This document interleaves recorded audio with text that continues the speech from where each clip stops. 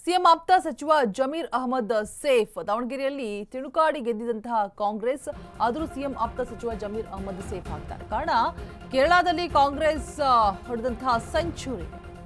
ಯುಡಿಎಫ್ಗೆ ಕೇರಳದಲ್ಲಿ ಭರ್ಜರಿ ಬಹುಮತ. ಕೇರಳದಲ್ಲಿ ಕಾಂಗ್ರೆಸ್ ಗೆಲುವಿನ ಹಿಂದೆ ಜಮೀರ್ ಹಸ್ತ. ಕೇರಳದಲ್ಲಿ ಕಾಂಗ್ರೆಸ್ ಗೆಲುವಿನ ಸಂಭ್ರಮದಲ್ಲಿ ಜಮೀರ್ ತಿರುವನಂತಪುರಂನಲ್ಲಿ ಬೀಡುಬಿಟ್ಟಿದ್ದಾರೆ. ಕೇರಳದಲ್ಲಿ ಕಾಂಗ್ರೆಸ್ ಗೆಲುವಿನ ಹಿಂದೆ ಜಮೀರ್ ಹಸ್ತ ಇರುವಂಥದ್ದು. ಹಾಗಾಗಿ ಸೇಫ್ ಆಗಿದ್ದಾರೆ ಸಿಎಂ ಆಪ್ತ ಸಚಿವ ಜಮೀರ್ ಅಹಮದ್ ಸದ್ಯಕ್ಕೆ.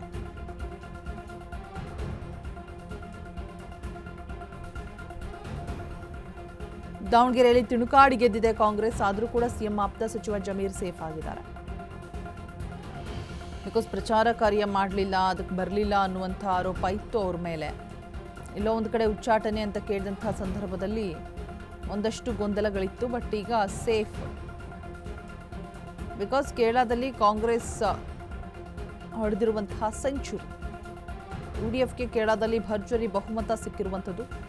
ಕೇರಳದಲ್ಲಿ ಕಾಂಗ್ರೆಸ್ ಗೆಲುವಿನ ಹಿಂದೆ ಜಮೀರ್ ಹಸ್ತ ಇರುವಂಥದ್ದು. ಹಾಗಾಗಿ ಸೇಫ್ ಆಗಿದ್ದಾರೆ. ಕಾಂಗ್ರೆಸ್ ಗೆಲುವಿನ ಸಂಭ್ರಮದಲ್ಲಿದ್ದಾರೆ ಜಮೀರ್. ತಿರುವನಂತಪುರದಲ್ಲಿ ಬೀಡು ಬಿಟ್ಟಿರುವಂತಹ ಸಚಿವ ಜಮೀರ್.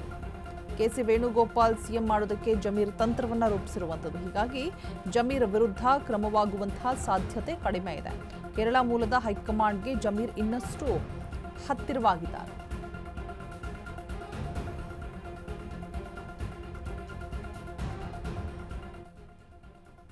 ಎಲ್ಲೋ ಒಂದು ಕಡೆ ನಾಯಕರುಗಳನ್ನು ಉಚ್ಚಾಟನೆ ಮಾಡಿದಂತಹ ಸಂದರ್ಭದಲ್ಲಿ ಇವರು ದಾವಣಗೆರೆಗೆ ಬರಲಿಲ್ಲ, ಪ್ರಚಾರ ಕಾರ್ಯಕ್ಕೆ ಬಂದೇ ಪುಟ ಹೋದೆ ಪುಟ ಅನ್ನೋ ಹಾಗೆ ಬಂದ್ಬಿಟ್ಟು ಸಮರ್ಥ ಪ್ರಭಾ ಮಲ್ಲಿಕಾರ್ಜುನ್ ಅವರ ಮನೆಗೆ ಹೋದ್ರು, ಸಮರ್ಥಗೆ ವೋಟ್ ಹಾಕಿ ಅಂತ ಹೇಳಿದ್ರು. ಅಷ್ಟು ಬಿಟ್ಟರೆ ಬೀದಿ ಬೀದಿಗೆ ಹೋಗಿ ಪ್ರಚಾರ ಮಾಡುವಂತಹ, ವೋಟ್ ಕೇಳುವಂತಹ ಕೆಲಸವನ್ನು ಮಾಡಲಿಲ್ಲ. ಆವಾಗ ಎಲ್ಲೋ ಒಂದು ಕಡೆ ಅಸಮಾಧಾನ ಇದೆಯಾ, ಟಿಕೆಟ್ ವಿಚಾರವಾಗಿ, ಸಾಧಕಿಗೆ ಟಿಕೆಟ್ ಕೊಟ್ಟಿಲ್ಲ, ನಮ್ಮ ಸಮುದಾಯಕ್ಕೆ ಟಿಕೆಟ್ ಕೊಟ್ಟಿಲ್ಲ ಅನ್ನುವಂಥ ವಿಚಾರವಾಗಿ ಅಸಮಾಧಾನ ಇದೆಯಾ ಅನ್ನುವಂಥದ್ದು ಇತ್ತು.